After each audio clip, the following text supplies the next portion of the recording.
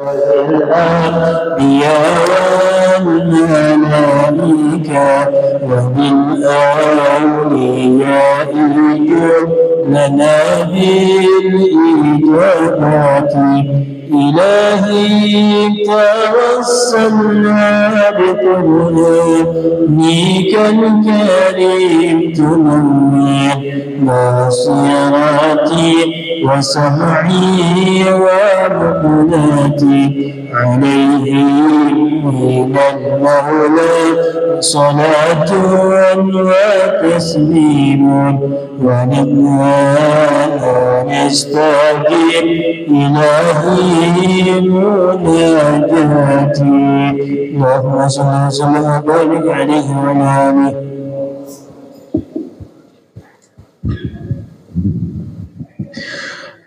الفاتحة بنية شفاء إلى روح الجسد. مختار حنفي اللهم ارفع اللهم زل دواء مرضه بسر الفاتحة. أعوذ بالله من الشيطان الرجيم. بسم الله الرحمن الرحيم. الحمد لله رب العالمين الرحمن الرحيم مالك يوم الدين. إياك نعبد وإياك نستعين اهدنا الصراط المستقيم صراط الذين أنعمت عليهم غير المغضوب عليهم ولا الضالين آمين. فاتح الروح والجسد. هذا محمد فوزي استغفر رسولي وإلى بسر الفاتحة. أعوذ بالله من الشيطان الرجيم. بسم الله الرحمن الرحيم. الحمد لله رب العالمين الرحمن الرحيم مالك يوم الدين. إياك نعبد وإياك نستعين اهدنا الصراط المستقيم صراط الذين أنعمت عليهم غير المغضوب عليهم ولا الضالين آمين. السلام عليكم ورحمة الله وبركاته. Alhamdulillahi Rabbil Alamin. Allahumma salli wa sallim ala Sayyidina Muhammadin miftahi babi rahmatillah adada ma fi ilmillah salatan wa salaman daimain mutalazimain bidawai mulkillah wa ala alihi wa sahbihi wa man wala ma ba'du. Subhanak la ilma lana illa ma 'allamtana innaka antal alimul hakim. Rabbi israh li sadri wa yassir li amri wahlul 'uqdatam min lisani yafqahu qawli wa saddid lisani wahdi qalbi bihaqqi sayyidina Muhammadin sallallahu alaihi wa alihi wa baraka sallam. Ya man huwa fi 'uluwihi kain, ya man huwa fi fi'li hamid, ya man huwa fi majdihi matin. Allahumma akrimna bi nuril fahmi wa akhrijna min zulumatil wahmi warzuqna fahman nabiyyin وحفظ المرسلين وإلهام ملائكة المقربين. ربنا زدنا علما وفهما وعقلا يا أكرم الأكرمين بحق سيدنا محمد خاتم الأنبياء والمرسلين يا رحمن يا رحيم. وصلى الله على سيدنا محمد وعلى آله وصحبه وبارك وسلم. الحمد لله رب العالمين. قال المصنف رحمه الله ورضي الله تعالى عنه وأرضاه ونفعنا به وبعلومه وأمدنا بأسراره وأعادنا من بركاته في الدارين. رضي الله عنكم. فصل باب شروط صحة الصلاة. معنى شروط صحة الصلاة أي لا تصح الصلاة إلا إذا توفرت هذه الشروط من بداية الصلاة حتى نهايتها وهي 7. الحمد لله. Puji syukur kehadirat Allah, salawat salam senantiasa tercurahkan kepada junjungan mulia Nabi tercinta Sayyiduna wa Maulana Muhammad sallallahu alaihi wa alihi wa barak wa sallam beserta segenap keluarga beliau, sahabat beliau dan umat beliau. Bab syarat-syarat sahnya salat. Makna syarat-syarat sahnya sholat yaitu sholat tersebut tidak sah terkecuali syarat-syarat tersebut terpenuhi mulai dari awal sholat hingga akhirnya. Syarat-syarat sholat hiya 7, seluruhnya ada 7. Yang pertama asyaratul awal dukhulul waqt, masuk waktu, syarat pertama. Jadi tidak mungkin kita bisa melaksanakan sholat yang wajib 5 waktu tidak bisa dinyatakan sah terkecuali jika sudah masuk waktu, dan waktunya itu diatur oleh Allah Subhanahu wa taala. Di dalam Al-Qur'an Allah Subhanahu wa taala berfirman, "Inna sholata kanat 'alal mu'minina kitaban mauquta." Sesungguhnya salat itu telah ditetapkan bagi orang-orang beriman kitaban mauquta, yaitu ketetapan waktunya yang sudah ditetapkan oleh Allah Subhanahu wa taala. Dan di dalam Al-Qur'an salat yang 5 waktu itu Allah isyaratkan secara terperinci, mulai dari salat subuh, salat zuhur, salat asar, salat maghrib, salat isya. Ada isyarat-isyarat di dalam Al-Quran terkait waktunya, dan itu sudah dibahas di pertemuan yang lalu-lalu. Kita sudah membahas tentang waktu-waktu sholat. Dikatakan di sini, la tasihhu sholatu illa ba'da dukhulil waqt. Tidak sah sholat kecuali sudah masuk waktunya, yakinan, dengan yakin, auzonnan atau dugaan, bil istihad, dengan yakin ataupun menduga. Para fuqaha membagi bahwa ada yang disebut wahmun. Wahmun itu 70% ragu, 30% yakin. Jadi kalau kita tidak mengetahui kapan masuk waktu, mungkin di tengah hutan atau di puncak gunung, tidak bawa jam dan seterusnya, kemudian langit ini ditutupi oleh awan misalnya, maka waktu sholat kita nggak bisa mengetahui dengan jam, dengan handphone misalnya. Pada saat itu harus beristihad, dan istihad itu dinyatakan kita sudah bisa menentukan ini waktunya sholat, itu harus dengan usaha, namanya al-istihad. Walaupun zonnan, waktu tersebut masih dinyatakan dugaan, ya, karena istihad. Kalau yakin, ya memang sudah ada waktunya. Tapi kalau beristihad karena tidak tahu waktu sholat kapan, dia sudah usaha mencari tahu, maka disebut dengan dugaan, zonnan. Yang paling di bawah namanya wahmun. Wahmun 70% ragu, 30% yakin. Ini masih belum bisa.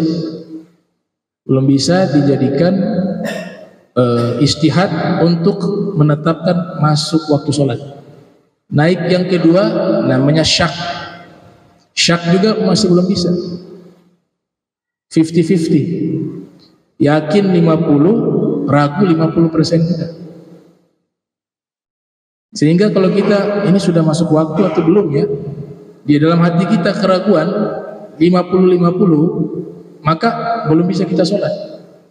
Kalau kita sholat dalam keadaan ragu tentang masalah waktunya, itu dinyatakan tidak sah sholat. Naik ke atas zon, menduga. Kalau menduga 70% yakin, 30% ragu. Nah, ini sudah boleh untuk kita lakukan sholat dengan beristihad, mencari tahu waktunya. Naik yang paling tertinggi, yakin. Kalau yakin 100% yakin, gak ada ragu. Itu al-yakin la yuzalu bisyak. Kemudian kalau maratib bisikan hati, pernah dibahas itu, ada yang namanya hajis, yang paling bisikan awal di hati. Naik ke level kedua disebut khotir. Level ketiga hadithun nafs. Level keempat azmun. Level kelima niyah. Niat itu paling kuat. Maratibu ma'rifati dukhulil waqt sittah.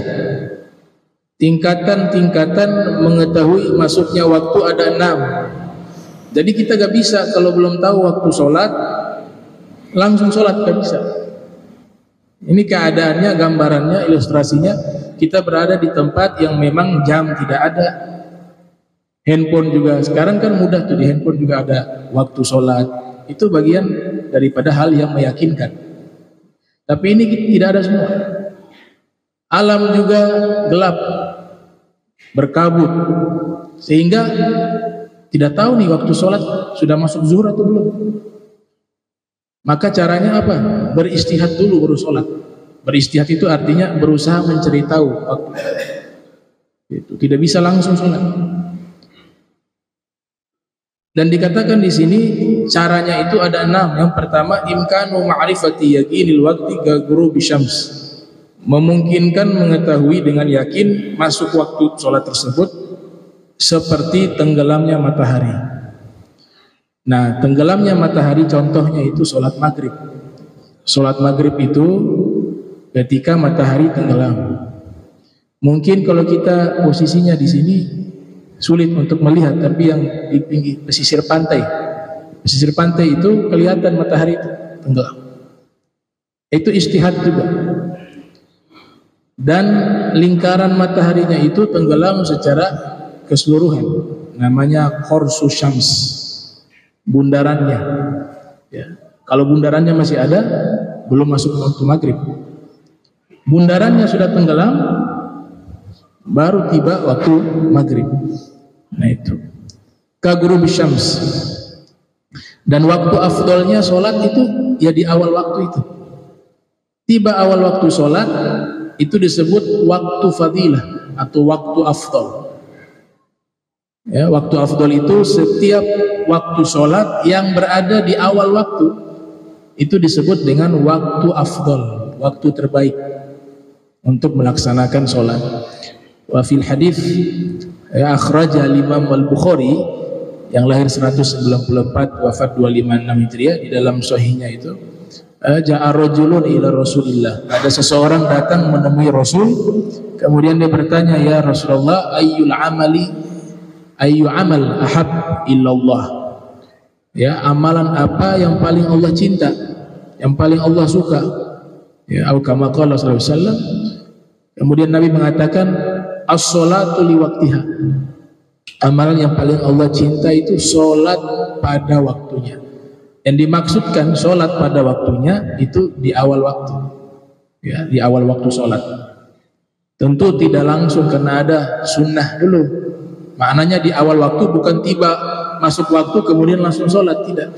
Tapi kita kerjakan juga sunnah qobliyah misalnya, atau sunnah yang lainnya, tahiyatul masjid wa sunnatul wudu. Setelah itu baru kita sholat.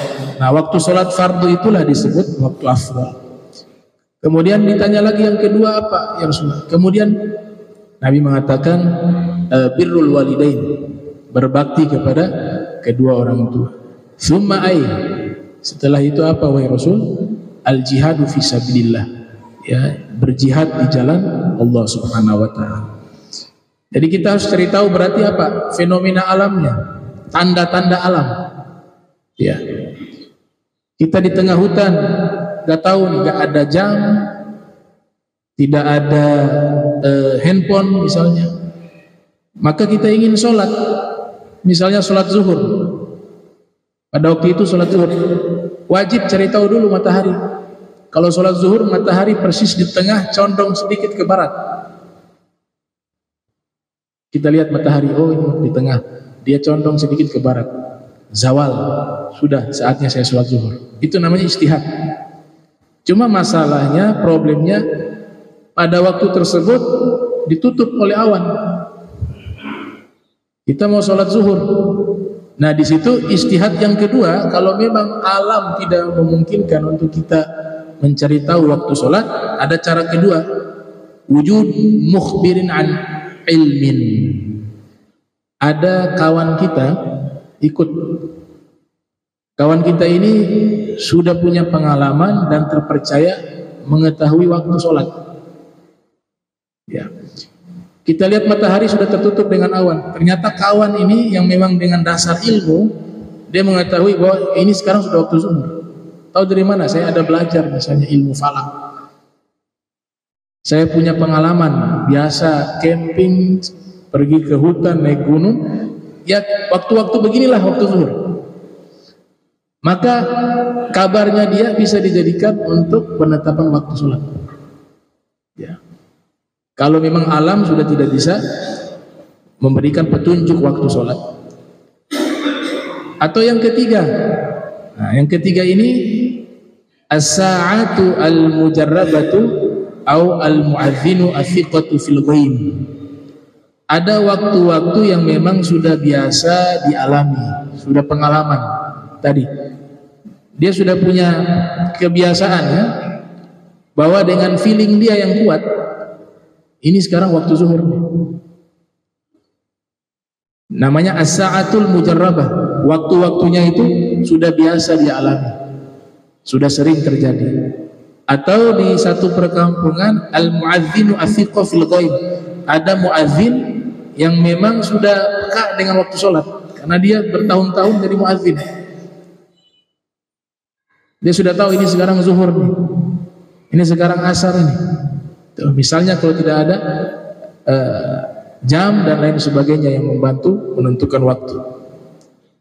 Atau yang keempat, imkanul istihadi minal basir bi hirfatin aw nahwiha, yaitu memungkinkan ijtihad orang yang bisa melihat dengan satu rutinitas pekerjaan atau lain sebagainya. Ada orang kan memang biasanya sudah rutinitas, dia punya pekerjaan itu sekalipun tanpa jam dia sudah tahu waktunya. Gitu. Oh ini jam sekian, ini biasanya sudah masuk waktu. Maka itu bisa jadi rujukan.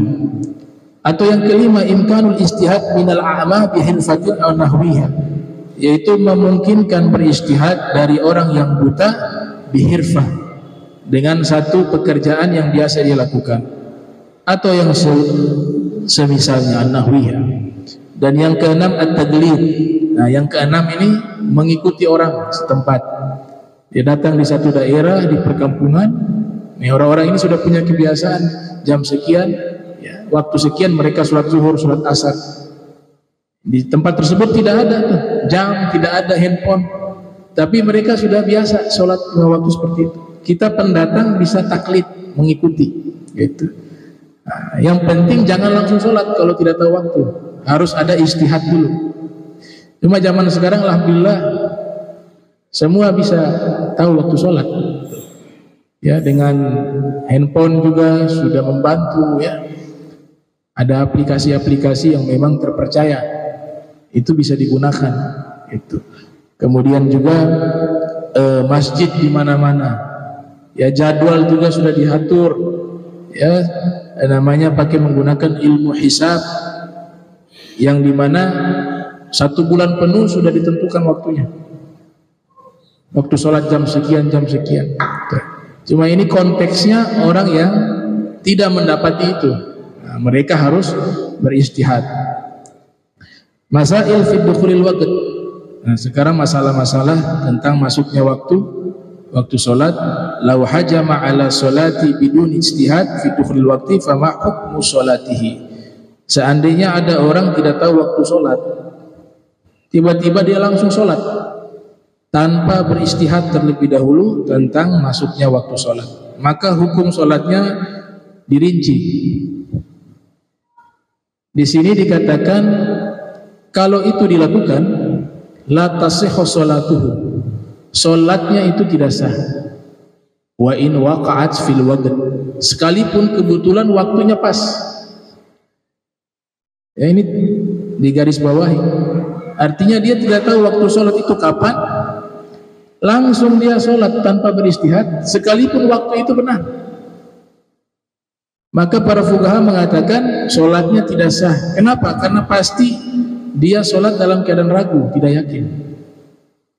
Mana ada orang tidak tahu waktu sholat langsung bangun tidur langsung sholat. Oh ini sekarang sudah duhur, kan tidak mungkin, pasti dia ragu tuh. Dia cari tahu ini sudah jam berapa ya, biasanya begitu kalau gitu. Itu istihad tuh.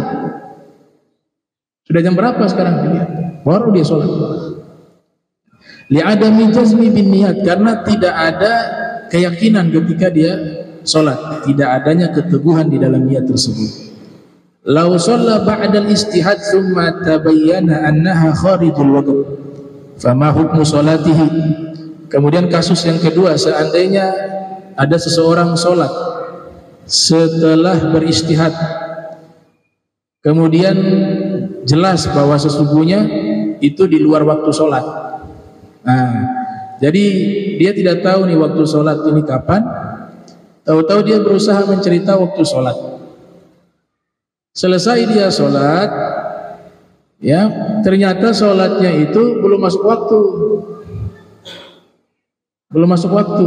Dia mau sholat zuhur, padahal masih jam 11. Dia sudah beristihad. Tahu-tahu ada yang kasih kabar selesai sholat. Karena sholat apa? Sholat zuhur. Ini masih jam 11. Ini saya punya zaman.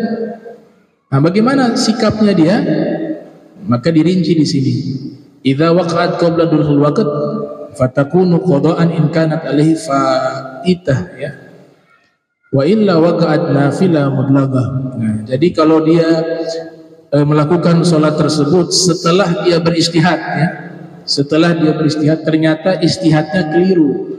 Mau melaksanakan sholat zuhur yang tadinya sholat zuhur itu jam 1, ternyata dia beristihad, dia sholatnya jam 12, berarti belum masuk waktu, jamnya rusak dia. Nanti selesai sholat kawannya datang, ini lagi camping di tengah hutan. Kamu sholat apa? Sholat zuhur. Ini masih jam 11. Berarti keliru tadi. Terus saya kira jam 1, saya sudah beristihad, ya lihat ini matahari dan seterusnya, ternyata keliru, ya. Maka pada waktu itu bagaimana hukum sholatnya? Sholat yang dia kerjakan tadi, seandainya dia punya utang sholat, mungkin ada sholat zuhur yang terlewatkan, artinya dia punya hutang sholat, maka secara otomatis sholat yang dia kerjakan duhur tadi itu menjadi apa? Menjadi qadha terhadap sholat yang pernah dia tinggalkan. Jadi sholat faitah, sholat yang terlewatkan itu otomatis sudah selesai kalau dia punya hutang sholat. Kalau dia tidak punya hutang sholat, maka sholat 4 rakaat yang dia kerjakan tadi di luar waktu sholat zuhur, dipikirnya sholat waktu sholat zuhur, maka jadinya sholat sunnah, dapat pahala juga, nafilah. Setelah mengetahui waktunya bahwa sholat zuhur jam 1 dikabarkan oleh kawannya, maka dia wajib untuk sholat zuhur. Sholat yang tadi dianggap sholat sunnah. Nah, itu. Tapi kalau tanpa istihad, sholatnya tidak sah. Sekalipun benar waktunya. Apalagi salah. Wa idza waqa'at ba'da khurujil waqt takunu qada'an li tilka shalah. Apabila dia melakukan itu setelah masuknya waktu, maka sholatnya itu menjadi qadha untuk sholat tersebut. Kemudian syarat sholat yang kedua, istiqbalul kiblah, yaitu menghadap kiblat. Yajibu istiqbalu ainil kiblah inda Syafi'iyah. Wajib menghadap ke fisiknya Ka'bah, fisiknya kiblat menurut ulama-ulama Syafi'i. Kalau ulama-ulama Syafi'iyah itu dengan ulama-ulama Hanabilah, ya, ulama Syafi'iyah wal Hanabilah, mereka mewajibkan sholat itu harus mengarah ke Ka'bahnya, Ainul Ka'bah, ya. Itu mazhab ulama-ulama Syafi'iyah dan Hanabilah. Jadi harus persis ke Ka'bah. Namun kan sulit bagi orang yang tinggalnya jauh. Yang tinggalnya jauh di Indonesia harus persis ke arah Ainul Ka'bah namanya. Bentuk fisiknya Ka'bah atau kiblat tersebut itu sangat sulit, sehingga ada ulama memberikan kemudahan fatwa untuk kita yang jauh dari kota Makkah. Seperti siapa? Sayyid Abdurrahman Masyhur dalam kitab Bughyatul Mustarsyidin mengatakan kalau tinggalnya jauh, yang penting sudah beristihad. Kalau memang tidak mampu menentukan secara pasti arah kiblat, mengarah persis ke fisiknya Ka'bah, Ainul Ka'bah, maka cukuplah mengarah ke barat. Kan kasihan masjid jadi bengkok, ya kan? Banyak tuh masjidnya bagus, gara-gara berkelahi harus persis. Ya ijtihad itu sekalipun salah dimaafkan. Kita jauh, yang penting mengarah ke barat. Ini ulama Syafi'i, ya, Said Abdurrahman masyhur. Betul, mazhab Syafi'i mengatakan harus persis, tapi harus dilihat yang disepakati, ini yang disepakati ya. Yang disepakati yang menyatakan bahwa harus menghadap ke fisiknya kiblat itu Ka'bah, itu yang disepakati ketika tidak ada penghalang dan dia berada di depan Ka'bah. Gak ada penghalang dan berada di depan Ka'bah, itu wajib, gak boleh itu. Harus betul-betul mengarah ke Ka'bah. Itu satu kesepakatan dari hampir seluruh madzhab. Tapi ketika jarak jauh, sulit menentukan untuk harus persis ke fisik Ka'bah. Maka di sini ada khilaf. Di sini ada khilaf. Dua mazhab mengatakan yang penting ke arahnya, bukan ke fisiknya. Jihadul Ka'bah, Ainul Ka'bah. Ada dua ya. Ada yang berpendapat kiblat itu hanya jihad, yang penting arahnya, arah menuju kota Makkah itu. Itu pendapat siapa? Pendapat ulama-ulama Al-Hanafiyah dan Al-Malikiyah. Kenapa gak ambil pendapat ini? Kalau yang jauh, arah berarti kemana? Fatwa resmi para ulama, bahkan MUI sendiri ya, di buku undang-undang mereka tuh, yang penting mengarah ke barat. Mengarah ke barat itu berarti sudah mengarah ke wilayah tersebut. Tidak ribet, ada solusi. Syafi'iyah, Al-Hanabilah sepakat Ainul Ka'bah harus ke bentuk fisiknya Ka'bah. Namun di kalangan mereka sendiri, dari ulama-ulama Syafi'i dan ulama Hanafi, ada perbedaan pendapat. Kalau jauh cukup ke arah saja, kalau dekat wajib ke fisik Ka'bah. Itu sayang masjid bagus bengkok, itu posisinya bengkok. Kalau kita di sini barat, posisinya kalau di menghadap ke darat ya. Kalau di sini menghadap ke gunung. Tapi kalau di daerah-daerah di pesisir situ, matahari kan tenggelam ke barat. Posisinya ke sana bukan ke laut. Jadi kaidah kadara ke laut tidak berlaku. Ya. Karena kalau posisi kadara ke laut di pesisir, di bagian-bagian bawah sana belakang gunung itu kan posisi matahari tenggelam, kita lihatnya ke arah laut. Tapi kalau kita di sini sholatnya ke arah nah, itu kaidah di Ternate kan, kalau ke laut ya, ke gunung ke darat. Nah itu kaidah itu gak berlaku dalam arah kiblat, kadara ke laut. Ya. Dari mana mereka berbeda pendapat tentang arah kiblat? Karena memahami ayat Al-Quran. Ayat Al-Quran itu kan kita ketahui bahwa sejarah pertama kiblat itu kan menghadap kemana? Ke Baitul Maqdis. Sebelum ke Ka'bah 17 bulan menurut pendapat Ibn Hajar. Ada yang mengatakan 16 bulan dan lain sebagainya. Tapi yang saya ambil pendapat Al-Hafiz Ibnu Hajar Al-Asqalani, beliau condong ke pendapat 17 bulan Nabi sholat menghadap ke Baitul Maqdis. Nanti tepat pada tahun 2 Hijriah, Nabi sholat di satu tempat suku namanya Bani Salamah. Kil sholat zuhur, kil sholat asar. Ada pendapat waktu itu sholat zuhur. Ada juga yang berpendapat pada waktu itu sholat asar. Di 2 rakaat awal Nabi sholat menghadap ke Baitul Maqdis. Tapi 2 rakaat akhir perintah pengalihan arah kiblat menghadap ke Ka'bah. Jadi dan posisinya itu membelakangi. 2 rakaat ke depan misalnya ini kiblat ke sini. Itu 2 rakaat awal ke Baitul Maqdis. Nanti 2 rakaat akhir balik ke sana ulang. Dan dibangun masjid, sampai sekarang ada nama masjidnya Masjid Qiblatain, ya, Masjid 2 kiblat. Nah, itu tahun 2 Hijriah terjadi perpindahan arah kiblat. Yang sebelumnya 17 bulan Nabi sholat menghadap ke Baitul Maqdis.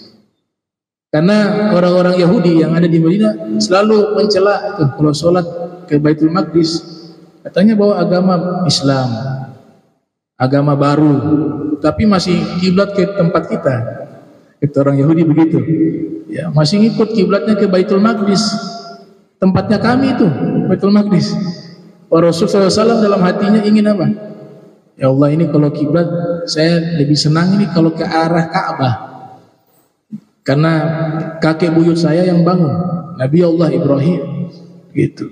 Kalau di Makkah Nabi tidak masalah, karena bisa menghadap Ka'bah sekaligus Baitul Maqdis. Kan sempat sholat juga di Makkah. Jadi Nabi cari posisi yang dimana bisa mendapatkan arah ke Baitul Maqdis sekaligus ke Ka'bah. Tapi ketika sudah di Madinah itu dia berbalik. Kalau mau menghadap ke Baitul Maqdis, ya Ka'bahnya di belakang. Tak bisa. Maka turunlah ayat. Ya, surat apa itu? Surat Al-Baqarah ayat berapa? 144 tidak salah. Qad nara taqalluba wajhika fis sama'i falanwalliyannaka qiblatan tardaha fawalli wajhaka syatra Masjidil Haram. Kami melihat engkau mengangkat wajah ke langit mengharap agar kiblat itu dipindahkan. Maka saat ini kami perintahkan engkau untuk memindahkan arah kiblat ke arah yang kamu suka, kata Allah Ta'ala. Ya, sebenarnya tidak penting arah kiblat itu di Makkah atau di mana. Ya.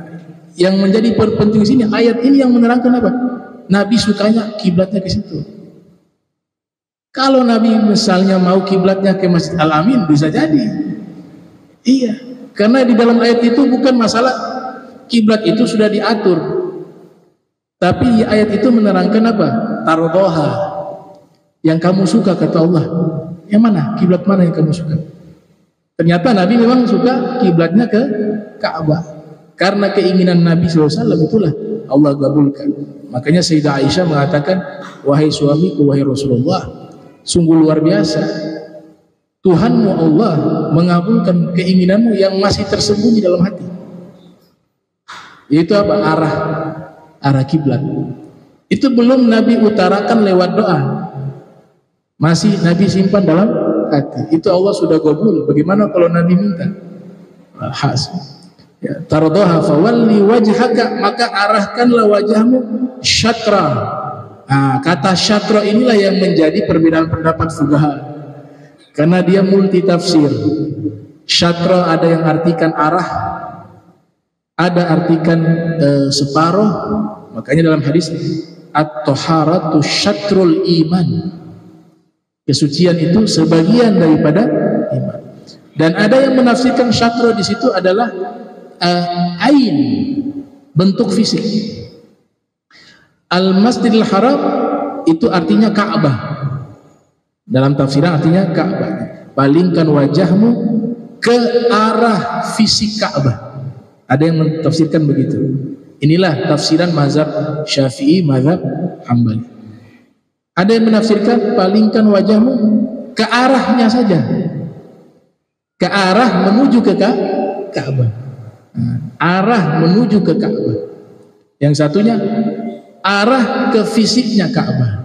Maka jadi dua pendapat, satu ainul Ka'bah, satu jihatul Ka'bah. Bentuk fisiknya Ka'bah itulah kiblat. Yang kedua, arah menuju ke Ka'bah itulah kiblat. Ada beberapa masail di sini. Yang pertama juga, kalau sholat di atas Ka'bah maksudnya. Nah, ini ada beberapa pendapat. Mazhab Hanafi mengatakan sholat di atas Ka'bah itu hukumnya sah, tapi makruh. Mazhab Hambali, mazhab Syafi'i secara garis besar menyatakan tidak sah. Karena tadi pemahamannya harus ke arah fisik Ka'bah. Sedangkan kalau di atas ini ke arahnya kemana? Sehingga Imam Nawawi mengatakan paling enggak dia dapat tuh sitrun, itu kain kisahnya yang menutup Ka'bah itu, dapat arah ke situ sudah sah. Tapi kalau tidak dapat tidak sah. Intinya tidak sah lah kalau mazhab Syafi'i. Mazhab Syafi'i tidak sah. Kalau di atas hotel beda. Kalau hotel itu mereka arahkan itu dapat. Dia punya maksud ke Ainul Ka'bah itu bukan harus persis ke bentuk bangunannya, bukan. Ke arah fisiknya. Fisiknya itu nanti sampai ke atas. Sehingga di atas hotel dia sah. Di atas gunung juga sah. Ya, dia mengarah ke air.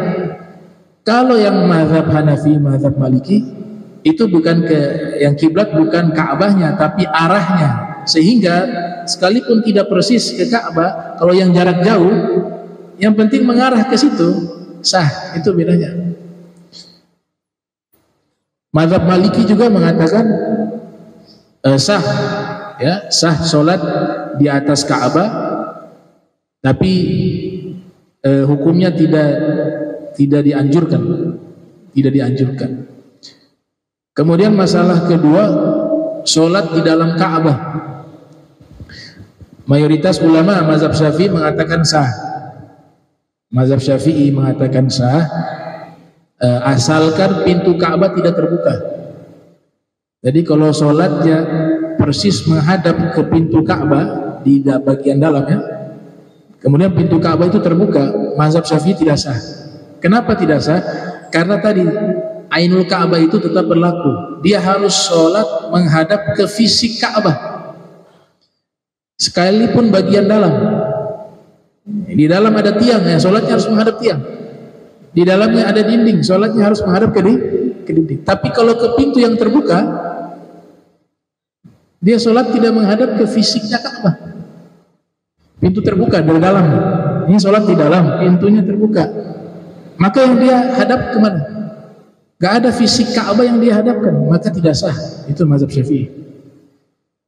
Mazhab Maliki, kalau sholat wajib tidak sah. Jadi mazhab Syafi'i mau sholat sunnah ke sholat wajib sah, dengan syarat harus menghadap ke bagian fisik Ka'bah. Ini jika posisinya di dalam Ka'bah.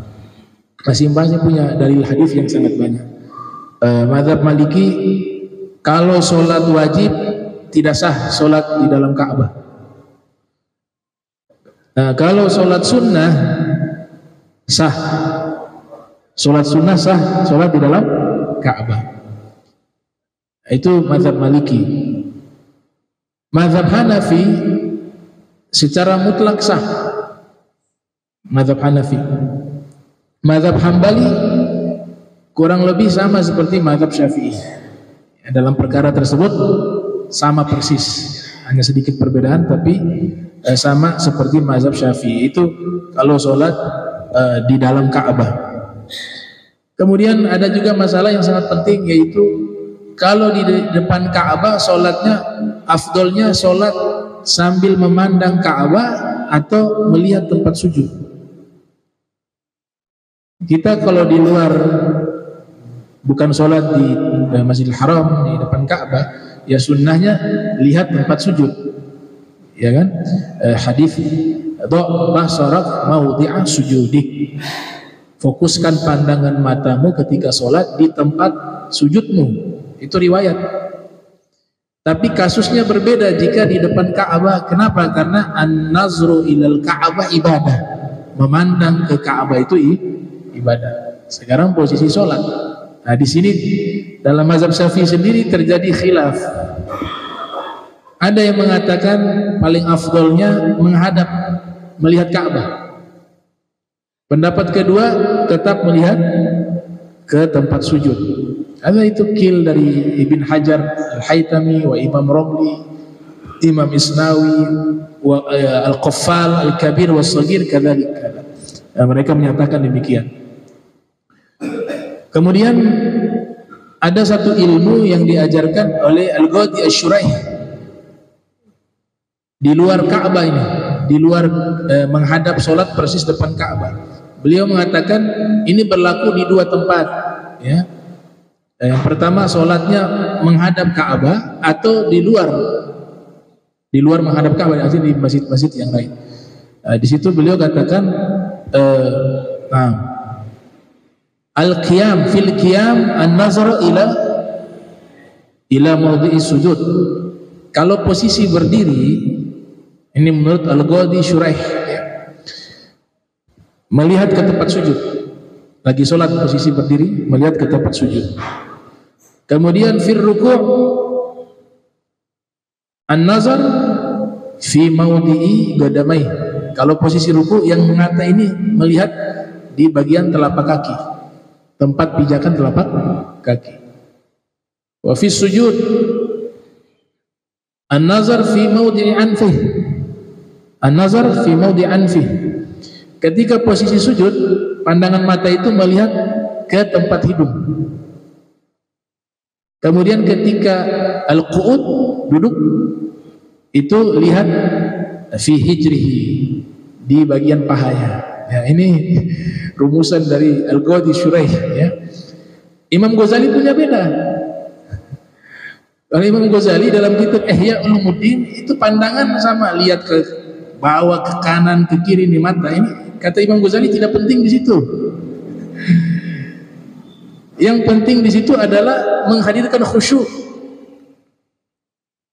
Nabi mengajarkan lihat di tempat sujud karena umumnya orang-orang itu ketika fokus di tempat sujud itu lebih mendekati kepada khusyuk, lebih membantu untuk hadirnya hati. Jadi intinya itu sebenarnya bukan dari melihat ke arah mana, bukan. Substansinya itu membantu untuk hadirnya khusyuk.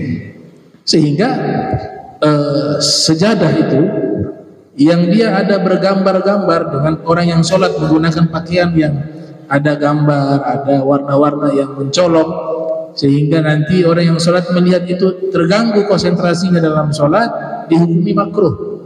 Kayak sajadah yang polos itu yang sunnah. Ada sajadah kebanyakan ukiran. Nah ini nih, bisa. Lagi sholat lihat ke situ, ini ada, oh ini Ka'bah ini. Oh jendelanya ada berapa tuh? Satu tiangnya. Terganggu dia. Kecuali yang memang tidak terganggu silakan. Tapi ulama mengatakan yang polos itu disunnahkan. Kenapa? Karena tidak mengganggu konsentrasi. Tapi Imam Ghazali kasih ilmu. Kata Imam Ghazali, tutup mata ketika sholat, kemudian dengan tutup mata itu bisa menghadirkan khusyuk lebih afdol daripada membuka mata tapi tidak khusyuk. Itu ijtihadnya Imam Ghazali. Karena substansi sholat itu adalah aqimis sholata li dzikri. Dirikan sholat untuk mengingatku, bukan melihat. Bukan melihat ke kanan atau ke arah tempat sejadah. Substansinya apa? Mengingat Allah. Sehingga yang menjadi poin penting menurut Imam Ghazali adalah kondisional. Kalau ada orang ketika sholat dia melihat tempat sujud itu lebih khusyuk dibanding keadaannya menutup mata, lebih bagus dia melihat tempat sujud. Tapi kalau ada orang ketika melihat justru tidak khusyuk, menutup mata dia khusyuk, maka menutup mata itu lebih afdal. Itu menurut Imam Ghazali. Dan Imam Ghazali mengatakan kalau ada banyak ukiran-ukiran, gambar-gambar yang bisa mengganggu konsentrasi, maka lebih afdal dia tutup mata. Kalau memang dia melihat itu terganggu konsentrasinya. Tapi kalau orang tersebut memang tidak terpengaruh, memang magomnya mungkin sudah tinggi ya, semua yang ada di muka sudah kelihatan, maka lebih afdal dia melihat ke tempat sujud. Itu. Makanya ada beberapa kali di majelis itu kita kalau sholat kasih mati lampu. Itu Imam Ghazali mengajarkan ilmu. Kenapa dimatikan lampu? Sehingga tidak melihat sesuatu apapun, membantu khusyuk. Ya. Tapi latihan di majelis, jangan di masjid sini. Mati lampu ada orang jatuh lagi di situ. Itu latihan kita sholat sunnah di tempat-tempat ya di majelis atau di mana kita matikan untuk latihan menghadirkan khusyuk. Jadi substansinya itu di khusyuk, itu di khusyuk. Nah itu beberapa pandangan ulama terkait masalah melihat tempat sholat ya, tempat sujud. Ya, riwayat secara secara zahir memang do' basaraka maudhi'a sujudi. Nah, itu riwayat yang secara zahir fokuskan pandangan matamu di tempat sujudmu. Secara zahir seperti itu. Dan ini yang biasa diterangkan oleh para fuqaha ya, dalam kitab-kitab fikih mereka. Kemudian dikatakan di sini wala yakfi istiqbalu jihad faqat 'alal mu'tamad, bahwa tidak cukup menghadap ke arah mazhab Syafi'i ya, tidak cukup menghadap ke arah kiblat saja, tapi harus ke bentuk fisik kiblat tersebut. Alal mu'tamad, berdasarkan pendapat yang dikuatkan. Wal istiqbalu imma yakuna yaqinan idza lam yakun hunak ha'il bainahu bainal ka'bah. Dan menghadap itu harus dalam keadaan yakin, betul-betul yakin menghadap ke arah fisik Ka'bah itu kalau kita berhadapan secara langsung dan tidak ada penghalang. Au dhannan idza kana hunak ha'il, atau hanya dugaan kalau memang tidak langsung menghadap Ka'bah. Nah, berarti kita ini kan dugaan mengarah kiblat. Bisa dijamin nih arah begini persis nanti kalau diukur pas ke Ka'bah, belum tentu. Tapi yang penting kan mengarah ke barat. Itu fatwa di kalangan para fuqaha. Syekh Abdurrahman Masyhur juga fatwa dari MUI. MUI juga merujuk ke fatwa itu, dia ke arah barat. Tapi kalau sudah di depan Ka'bah wajib betul-betul harus ke fisik daripada Ka'bah tersebut. Kaifiyatu istiqbal kiblah lil musalli, cara menghadap kiblat bagi orang yang sholat. Idza kana qaiman aw qaidan fa bi sadr. Saya mau tanya, arah kiblat itu yang wajib mengarah ke kiblat bagian mana fisik kita? Muka apa dada? Yang wajib dada. Posisi berdiri ya. Sholat berdiri yang wajib menghadap ke kiblat itu bagian dada. Mohon maaf, mungkin ada orang yang sakit leher. Ya, dia menghadap ke sana. Iya kan? Mungkin salah bantal atau apa ya. Maka dia sholat, jangan dia hadapkan wajah ke ya, jadi lucu kalau menghadap ke arah kiblat, cukup bagian dada saja. Bagian dada itulah yang menghadap ke sadr. Atau sholat duduk, ada orang sholat duduk sakit, nah, itu juga begitu. Posisi duduk yang menjadi arah kiblat itu adalah dada. Kemudian kalau doa itu doa istiftah, inni wajjahtu wajhi, sesungguhnya aku hadapkan wajahku. Nah, itu gimana tuh? Lah itu ilmu balaghah, gak masuk dalam pembahasan arah kiblat. Artinya apa? Menghadapkan seluruhnya kepadamu, bukan wajah saja. Namanya itlaqu juz'in wa iradatul kull, menyebutkan sebagian fisik tapi maknanya keseluruhan. Jadi kita sholat itu seluruh tubuh, itu artinya harus hadir, hati juga harus hadir untuk menuju kepada Allah Subhanahu wa taala. Gitu. Ma bainal masyriq wal maghrib kiblah. Ya, di antara timur dan barat disitulah kiblat dalam riwayat. Ada satu ayat juga Allah Ta'ala berfirman, walillahil masyriqu wal maghribu fa aina ma tuwallu fa thamma wajhullah innallaha wasi'un alim. Ya. Ayat ini bercerita tentang kiblat juga, yang dimana Allah memiliki timur dan barat. Arah timur, arah barat milik Allah. Jadi kita sholatnya itu semuanya bukan mengarah kepada satu tempat. Al-maqsud Allah, tujuannya Allah, bukan tujuannya ke Ka'bah.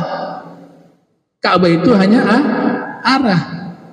Makanya Allah katakan, aku yang memiliki timur dan barat, tapi kalian ibadah itu kepada saya. Al-maqsud Allah. Dimanapun kalian berada, di sana ada kiblat. Nah, kalau diartikan mukanya Allah, padahal konteksnya ceritanya kiblat. Para ahli tafsir terdahulu, bahkan tafsir abad 2 Hijriah atau Bari itu mengatakan yang dimaksud muka Allah itu adalah kiblat. Dimanapun kalian berada, maka kalian menghadap kemanapun, disitulah kiblat. Ulama mengartikan ini sebelum ada ayat perintah mengarah ke Ka'bah. Pendapat kedua, konteksnya sholat sunnah. Kalau sholat sunnah, dimanapun kita posisinya itu, kita sholat menghadap ke situ. Asal dalam keadaan safar, ya. Keadaan safar di atas kendaraan pengen sholat sunnah, kiblatnya tidak harus ke Ka'bah, karena kita menyesuaikan dengan kondisi kendaraan. Dimanapun itu kita mengarah, disitulah kiblat. Kalau sholat sunnah. Ternyata ayat ini juga ditakwil oleh para kelompok-kelompok yang tidak mau mentakwil Al-Quran. Ya, muka Allah itu diartikan muka Allah. Ternyata dalam ayat ini kebanyakan ditafsirkan adalah kiblat. Ya, muka Allah itu adalah kiblat. Kemudian kalau sakitnya muttaji'an, dia dalam keadaan berbaring, ya, sakit. Nah, ini juga orang yang sakit harus tahu posisi. Kiblatnya itu adalah wajah dan dada, dua. Bagian mukanya dan dadanya. Posisi berbaring. Posisi berbaring. Kalau iza kana mustalqiyan, apabila dia terlentang, tidur ya, posisi terlentang, maka arah kiblatnya itu di anggota fisiknya kedua telapak kaki. Nah, misalnya kalau sakit posisi tidur terlentang, berarti kakinya begini kan? Ini dinaikkan sedikit, pakai bantal bisa, sehingga wajahnya juga ke kiblat. Tapi kalau berbaring, posisi berbaring, maka wajahnya ke sini, dadanya ke sini. Kalau dia berbaring, iya, wajah dan dada. Kalau terlentang, kaki dan wajah. Kalau berbaring, wajah dan dada, wajah dan dada. Kalau berbaring. Ada satu kaidah, ini kaidah ini jarang diamalkan, artinya fikih membolehkan. Imamnya sakit, sholatnya duduk, kemudian makmum ikut sholat. Mazhab Syafi'i sah, ya. Mazhab yang lain seperti salah satu mazhab tidak sah. Orang yang mampu berdiri, kemudian imamnya sakit, sholatnya dalam keadaan duduk. Tapi mazhab Syafi'i sah. Ibnu Qudamah itu mazhab Hambali. Ibnu Qudamah mengatakan inilah satu-satunya sholat yang orangnya sholat wajib itu kan wajib berdiri. Sholat wajib itu bagi yang mampu hukumnya wajib berdiri, kecuali dalam kasus ini. Kasus apa? Imamnya itu posisinya duduk. Maka makmum diberikan opsi, bisa makmum itu sholatnya duduk karena ngikut imam, padahal dia sehat. Boleh itu praktek sekali-sekali itu. Masuk ke masjid semua duduk kan, ajib juga. Itu Ibnu Qudamah mengatakan begitu. Tapi mazhab Syafi'i menolak. Oh, gak boleh, kata mazhab Syafi'i. Masa yang sehat juga ikut duduk? Dia juga tetap harus berdiri sekalipun imamnya duduk. Nah, ini keluasan ilmu fikih yang dibahas oleh para ulama terkait hukum tersebut. Insya Allah nanti satu kesempatan akan sampai ke fasal tersebut, ya, insya Allah. Bahkan bagaimana hukumnya imamnya sakit sampai sholatnya itu imam bukan hanya duduk, tidur. Wah, ini kalau posisi ikut tidur semua kayak betul. Oh dia. Walhasil, insyaallah kita bahas mudah-mudahan sehat walafiat. Allahumma jam'ana hadha jam'an marhuma wa tafarraqna bi tafarruqan mahsuma wa la tajil minna wa la minna syakira mahruma. Subhanaka wa bihamdika astaghfiruka wa atubu ilaik wa sallallahu Muhammadin wa ala alihi wa sahbihi wa assalamu alaikum warahmatullahi wabarakatuh.